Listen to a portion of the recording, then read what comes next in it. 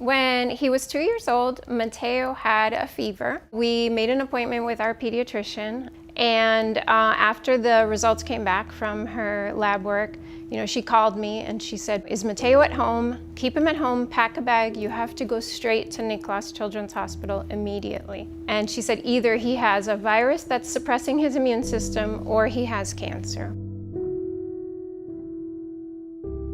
So when you're talking about pediatric oncology, there are certain events that are tattooed in your brain. And one of those events is when you have to go and talk to a patient or talk to parents and explain to them that their child has cancer. It's crazy because you think it has to be a mistake, and you start thinking, what have you done wrong? What have you done right? Is it something that you did? Is it hereditary? And you start thinking back at all kinds of things that could have happened. It's the worst. It's the nightmare you could never dream. Once the patient receives the news and the parents receive the news of what it is, then what you need to do is actually start chemotherapy.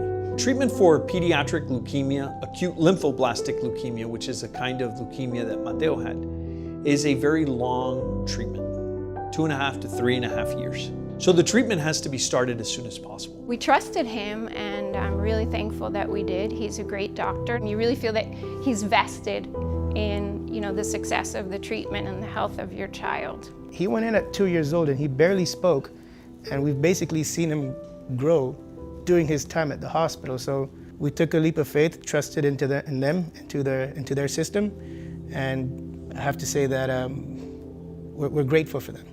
The nurses were amazing. I mean, up with you all night and all day and helping you out and checking on you. And I think they have one of the toughest jobs in the world. We always felt that we had direct access to our doctors, to information. And the last chemo was in the hospital through the port. The last oral medicine was home. We actually had Maya, Mateo's sister, give him the last medicine in a syringe here at home, and we photographed it and had a sign up.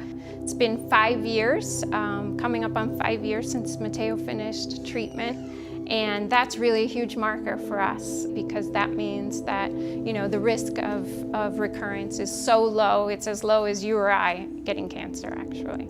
The response I often get when I tell people I'm a pediatric oncologist is, "This just happened the other day. Oh my God, that's awful." And I think I have the greatest job in the world. And I don't just say that to say that, I really mean it.